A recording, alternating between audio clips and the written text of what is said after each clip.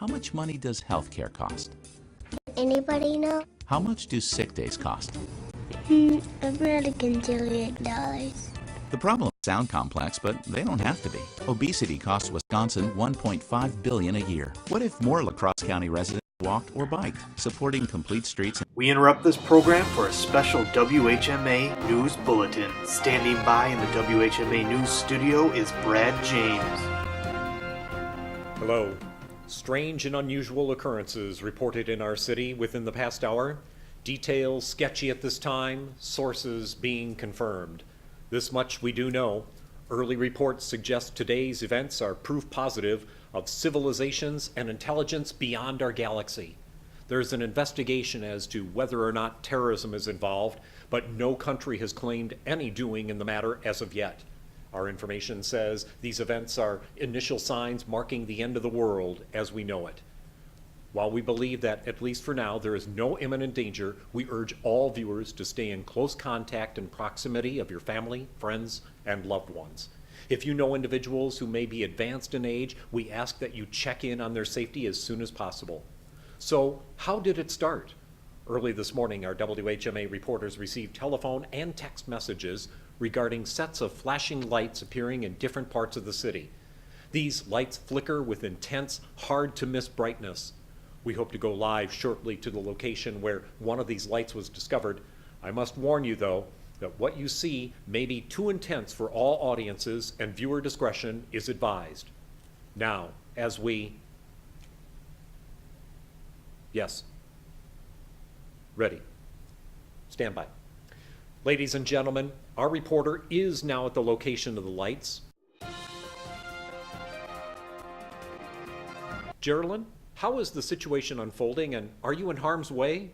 No, Brad, I feel about as secure as I can, given the circumstances. I am near one of the mysterious sets of lights, and what I have been able to surmise in the short time I've been here is that the lights flash at random intervals, and they seem to have the power to slow or to completely stop motorized vehicles. In addition, they seem to be able to will people to walk in lines across the street.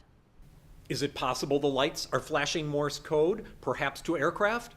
And more important, can we assume the lights have some kind of hypnotic power that controls people to walk across the street at will?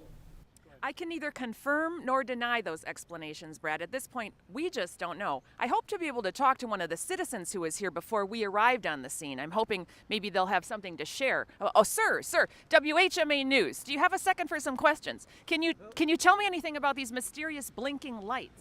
What is this? These lights, is some kind of alien encounter? No, those are rapid flashing beacons. As I understand, the La Crosse County Health Department and the City of La Crosse Police Department put 2, maybe 3 of these things in the busier crosswalks or walkways across the city. It's a pretty effective way of telling motorists to, hey, slow down and stop. There's pedestrians there. It's kind of like a strobe light. It's very bright. You can see it for a long, long way. Want to see them in action? Okay, watch.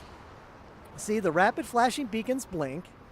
Cars slow down. Cars stop. Pedestrians are safe to cross. I heard these things are a lot more effective than they even thought. Motorist compliance is about 80%, so they've got them going up all over the state. So as you can see, it's really no alien encounter or anything. It's a rapid flashing beacon that was put in for the city's safety's sake, and it's really a pretty good way and a cost-effective way of telling motorists, pedestrians got to get where they're going. Speaking of getting where they're going, I am sorry, but I've got to go. Oh, thank you, sir. Well, as you can see, Brad, the mysterious flashing lights appear to be a mystery no longer. Not an unexplainable alien phenomenon? No superior life form altering our minds to be their minions for some diabolical plot? No, Brad. The rapid flashing beacons are simply a great way of enhancing safety for all by increasing drivers' awareness of pedestrians. For WHMA News, I'm Geraldine Fox. The rapid flashing beacons seem to be explainable now, ladies and gentlemen, but as I mentioned earlier, there are 2 other events in our city equally worrisome and with the potential for disaster. We are not out of the woods yet. WHMA News is investigating strange markings discovered throughout the streets of the city.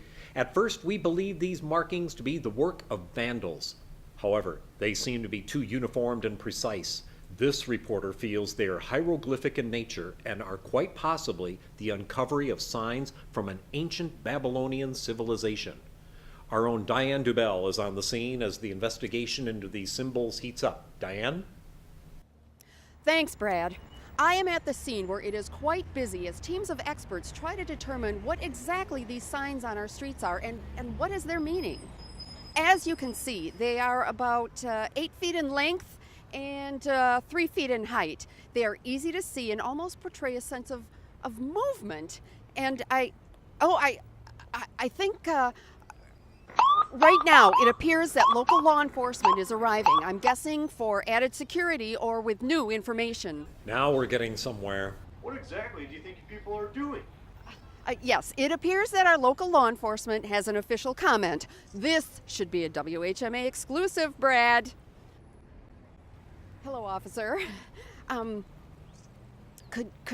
you be able to give us a word? Well, I'm Diane Dubell with WHMA TV, and what can you tell us about these strange and unusual markings appearing on our streets? Strange markings? You mean these? Sharrows? It's a share plus arrow is what that means. And we have about 100 of these painted throughout the city on our streets, so it reminds bicyclists and motorists to share the road. Will these markings be returning on an annual basis, like the strange and seemingly unexplainable phenomenon that happens every year when the sparrows return to Capistrano? Those are swallows, Brad.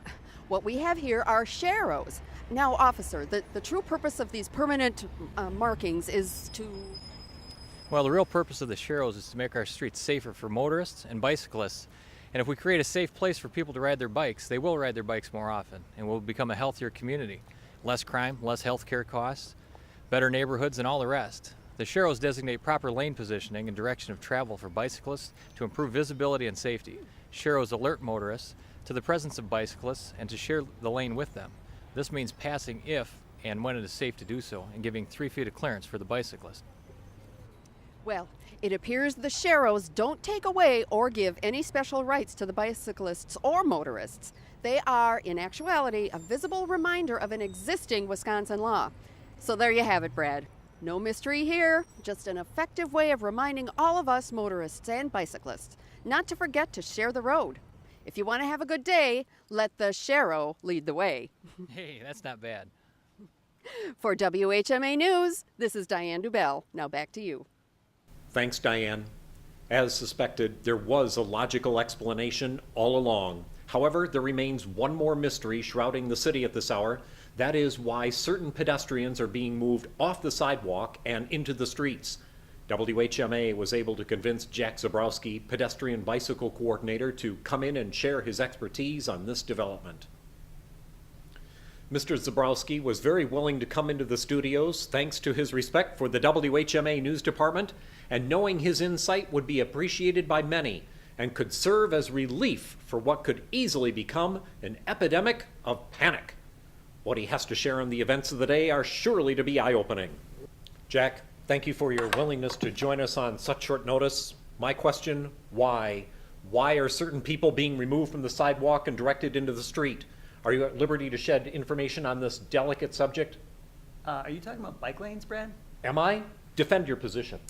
Well, 97% of the bicycle accidents happen on sidewalks. So the good news is that bike lanes will reduce that by 50%. So if you're under 12 years old, you should be riding on the sidewalk, but if you're older than 12, then you should be riding in the road. When you think about it, when you're driving your car, you don't pull out to the sidewalk and look for fast-moving objects. You pull directly to the road. So this makes it dangerous to ride your bike on that sidewalk because people aren't looking for you there. Your visibility is less. Simply, you just want to ride your bike like you're driving your car. Ride on the right side of the road, ride with traffic, and obey the traffic signals. It's a sidewalk, not a side ride. Well, thank you, Jack, for that eye-opening report. There you have it, ladies and gentlemen. As WHMA News and this reporter suspected, there was never anything to fear. What some of you mistook for alien lights were in reality rapid flashing beacons to suggest motorists slow down for pedestrians while they may be in the walkway. These markings on our streets were not writings from some ancient civilization, but rather signs reminding bicyclists and motorists to share the road.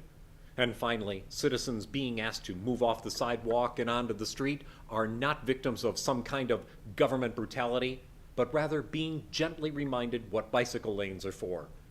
All in all, each element is designed to encourage safety in our community and perpetuate each of us to know that we can live and exercise free of fear.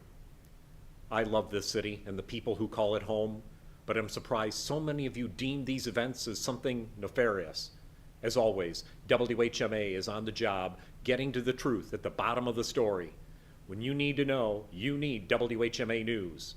For now, I'm Brad James, WHMA News, saying stay tuned for your regularly scheduled programming, Close Encounters of the Third Kind, already in progress.